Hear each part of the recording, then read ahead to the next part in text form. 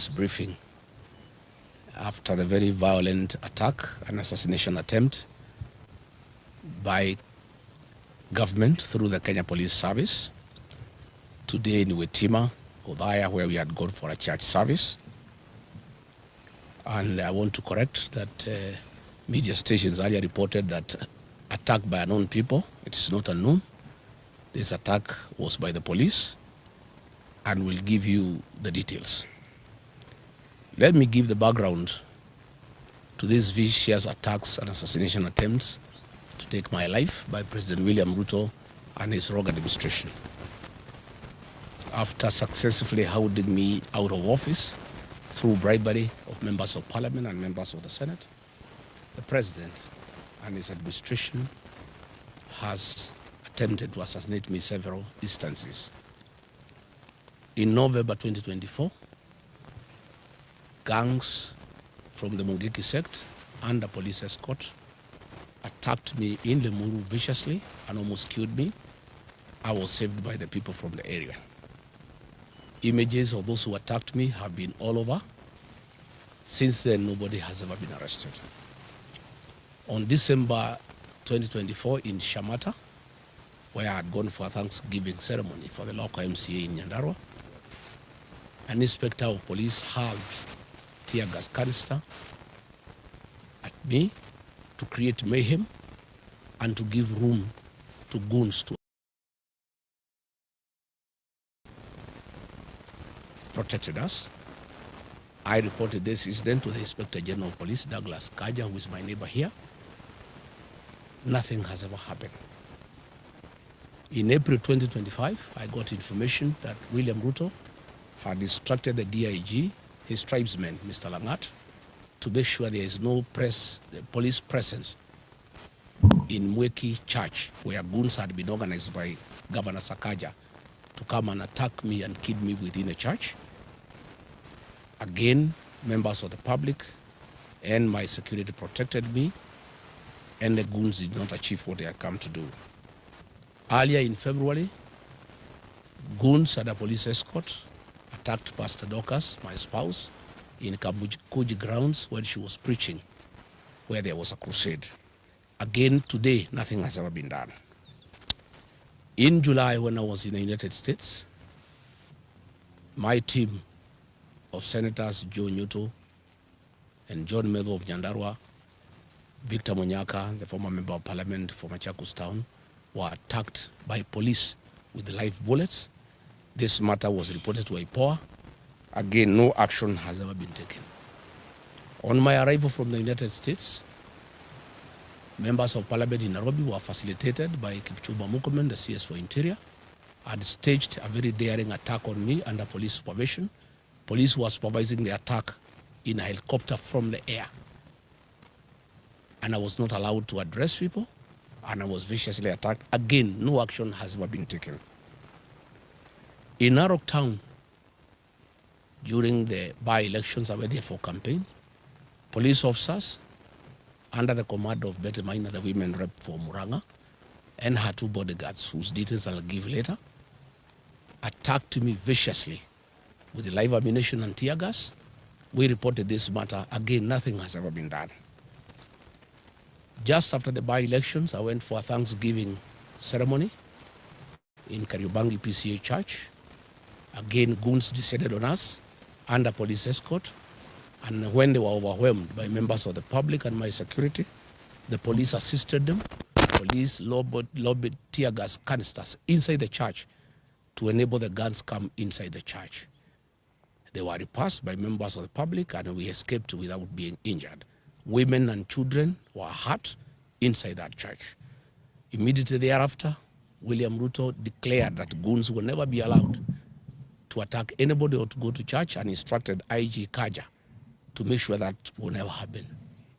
It was just mere talk and camouflage, because he's the one behind these attacks, and these attacks have gone on unchecked. Again in Gatundu, last Sunday, goons attacked us. Goons were organized by Moses Kuria and the MP for Thika Town, Alice Nganga, the MP for Gatundu South, Bwana Kangombe, and under police supervision, attacked us viciously, attacked the church, and police threw tear gas canisters inside the church at Kemoria, injuring women and children. Today in Witima ACK Church, a gang of us 15 police officers, rogue police officers, under the command of 2 bodyguards belonging to that guard Betty Maina, the women rep from Raga, Peter Wainaina Kapuga, telephone number 0723-506-647, and another bodyguard of Betty Maina, John Maina, aka Birash, telephone number 0712-791-609, and another goon from Muranga, Abros Manyeki Njeri, telephone number 0710-788-577, converged at the Kamunyaka home of Eric Wamumbi, the member of parliament for Mandera, in the morning for breakfast and briefing. They later moved to Witima with the AK-47 rifles and tear gas canisters and descended on the church. They injured women and children and hurt many people. The police touched one of my vehicles, KDK 002, a Toyota Land Cruiser. They deflated tires of all the people who were in church and caused untold damage to vehicles. They beat people outside the church mercilessly. The goons that came, they were in a Nissan Matatu, KDR 467N from Namu Shato, XN 467X from Namu Shato.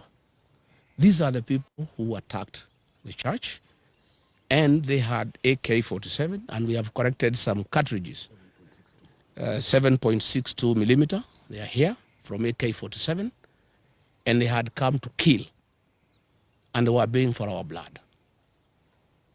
And people have left in anguish, wondering why their own government can turn against the Church of Christ and turn against leaders. I've heard Murkomen saying that they are going to investigate. How can Murkomen investigate himself? How do police investigate themselves? These people came with a police vehicle, GK vehicle, GKB 765X, and another one from Marawa police station that ferried goons and police officers from Muraga.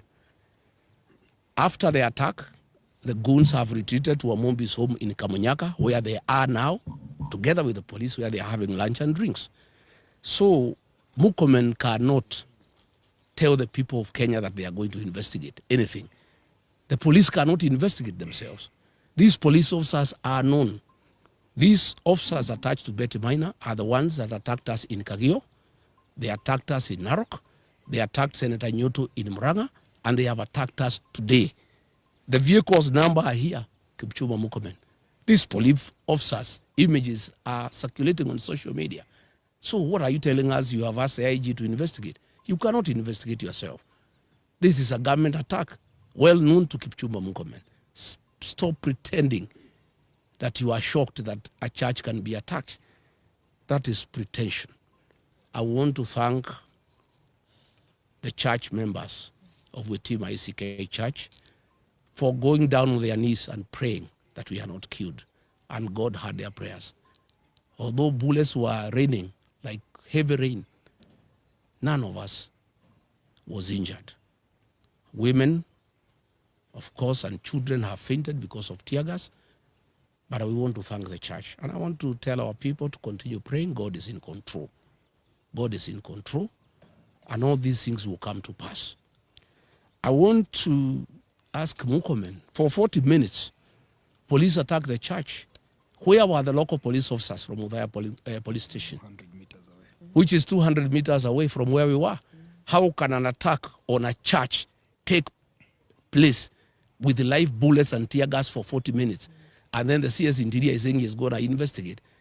There's nothing to investigate because this attack was organized by government, by the police, and by the 2 members of parliament, Eric Wamumbi and his wife, and they are now with the police officers celebrating in Kamunyaka, here in Mandera. The area member of parliament. And of course, the area member of parliament for Udaya, Mheshimiwa Wainaina. I wonder why Mheshimiwa Wainaina, you would send people to attack the people who elected you. The people of Karema gave you their votes. Why would you send police to attack them in church? Let me wind up by saying the following. We are indeed not surprised that William Ruto has turned against the Church of Christ, and he has turned against women and children. This is part of his political DNA. It is in public knowledge that William Ruto organized an attack on women and children in Kiambaa Church in 2008, the first 2 days. On 2nd January 2008, children and women were burnt alive in church. It is William Ruto who organized that attack. And when he came and became our friend, we forgave him and we thought that he had changed his bad ways. But as soon as he became president, he went back to his old habits. He has a serious problem with the Church of Christ. He has a bone to pick with women and children. He attacked women and children in Mweki, PCA. He attacked women and children in Kariobangi. He attacked women and children in Gatundu. Today he has attacked women and children in Wetima. William Ruto, we had thought that you have changed your bad habit of killing women and children in church. Apparently you have not changed. You have even become more vicious as president, because now you have power, you have the police, and you have everybody to back you up. But I want to tell you, for every life lost, for every attack on women and children, God is seeing you, and God will punish you. We want to appeal to the international community to come through for Kenya. William Ruto is setting the stage for civil strife ahead of the elections because he knows he's losing. He wants Kenya to be like Tanzania or like Uganda. I want to tell William Ruto, Kenya cannot be Uganda and it cannot be Tanzania. We want to call on the international community who are our friends to come through for Kenya. This impunity by William Ruto, setting the stage for civil war ahead of the elections, must be checked because the people will not take it. And what has happened today has set the temperatures extremely high. The people are agitated. And I want to tell William Ruto, my former boss and friend, I understand your frustration that you have lost the mountain and you are trying to do everything to regain it. But this is not the way. Attacking churches, attacking women and children, trying to kill leaders, you are simply making the situation very difficult. The people of this region whom you have declared war on are hating you much more than they hated you yesterday. There is no way you can force the people of this area to support you. And use of police and goons will not help you. And this is just making the situation more complicated. I want to call on Kenyans to pray for our country. Our president has gone rogue. He has panicked because of the impending loss of power in the next general election. And he has become extremely dangerous. Nobody is safe anymore. If he can attack the church that prayed him into power, I think he has gone rogue. And this is totally unacceptable. I've seen a lot of nonsense by government bloggers trying to say that we can stage manage our own attack. Where can we get access to tear gas? Is it sold in a supermarket or in Gikomba? Where do we get access to AK-47 assault rifles? Where do we get access to government land cruisers? Where do we get access to police uniform? We can't. And Kenyans are not foolish. I know that is the narrative they have been trying to do to bring so that they can arrest my supporters and my security and try to blame them. But today's happening is recorded. The vehicles are there. The policemen are there. The ones in uniform, the ones in civilian. It's all recorded, the tear gas canisters, the cartridges. Please, Kipchumba Murkomen, don't play around with the minds of Kenyans. Just make a decision. If you want to make this country ungovernable, well and good. If you have decided to use the police to kill, go ahead. And I want to invite the members of the National Security Council outside William Ruto, Kithure Kindiki, and Kipchumba Murkomen. Those three have stopped thinking. and they really don't care about the security of this country. I want to ask the Chief of Defense Forces, the IG, the Director General of NIS, to sit down President William Ruto and tell him that if Rigathi Gachagua is assassinated or injured, there will be turmoil in this country, and there will be instability in this country, and what he's doing is wrong, and somebody must talk some sense into the president. And there is no way he can be president by force. He was elected into office as a very popular president. He has goofed by doing all the wrong things and antagonized the people of Kenya.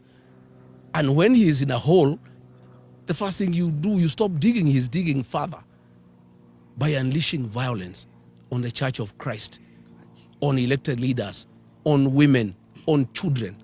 He's just making the situation worse. I'm told they are very bitter that I talk to the people of northeastern Kenya and enlighten them that their suffering have nothing to do with the marginalization, but misuse of public funds and lack of accountability by their own leaders. And he is afraid that he was banking on the support of the Northerners, and that may not be forthcoming. I am told they were very bitter about the 2 mega rallies I did in Kagumo, in Kirinyaga, and Karatina, and they wanted to make sure that I don't do meetings in Udhaya and Kieni. I want to say that I am undeterred, I'm on board, I'm not intimidated. We shall continue with the journey to liberate this country. We shall continue. And I want to ask our supporters to be steadfast. Our young people to continue protecting our meetings against goons. But now they have changed gear. Instead of using goons, because they realize from Gatundu, the people have said no to goonism and they'll deal with the goons. Now they are using the police to attack the people of Kenya. They are using police with live ammunition and tear gas to cause havoc. How do police who are in charge of security and law and order the source of insecurity in their own country? How do police turn against innocent women and children and beat them and fight them with the live ammunition, with the tear gas? I think the president has gone berserk. The reality that he'll be one term is too much for him to comprehend, and he has lost his head. I think we want to call the president to order. William Ruto, you killed our children and women in Kiambaa Church. Please stop attacking churches. Stop attacking women and children. Stop attacking leaders. Today, William Ruto, I want to assure you, this mountain is lost. Even if you killed Rigathi Gachagua, the mountain will not come back to you. It will even be more difficult for you than it was when I'm alive. Even if you injure me or you injure these leaders, the mountain gets away from you every day. The more you fight us, the more you unleash violence on us, the more you attack our churches, the more you attack our women, the more you attack our children, the more the mountain distances itself from you. And people are regretting having voted for you because they knew you are not a good person. You had killed women and children in church, and they forgave you, thinking you have changed your ways. Kumbe, you are still the same person. I want to thank the Reverend at Witima ACK Church and the clergy and the lay leaders and the choir. They are the ones who saved my members. They gave them uniform for the choir and were able to sneak out of the church. One of the Reverend gave his robes and uniform to one of my bodyguards who was targeted to be shot. And he was able to escort me looking like a priest. And when they saw he's a priest, they did not shoot him. They wanted to shoot him. I want to thank them. I want to thank the church. I want to thank our women and our children for the prayers. I want to thank the Christians. Kenya is a resilient nation. All these things will pass. And I want to tell the people of Kenya, the darkest hour is just before dawn. We are just about to get there. I think the worst is just about to be over. And I can't understand how William Ruto has turned against the 2 blocks of Kenyans that voted him into power. The Church of Christ prayed him into power. He has turned against the church. The Mount Kenya region that gave him almost 4 million votes, he has declared war on the mountain. I don't understand him anymore. I don't know why he has turned against the church and the people of the mountain. I want to address the people of the mountain. Please don't be intimidated. You have a right to elect whoever you want. and you have done nothing wrong by saying you are not going to elect William Ruto. Don't be intimidated. Be courageous. Be strong. We'll win this journey. So as I wind up this press conference, I want to thank the members of parliament here for their courage and for their lessons. I know it is not easy. It is difficult, but we'll conquer. No retreat, no surrender. Thank you. Thank you. Good.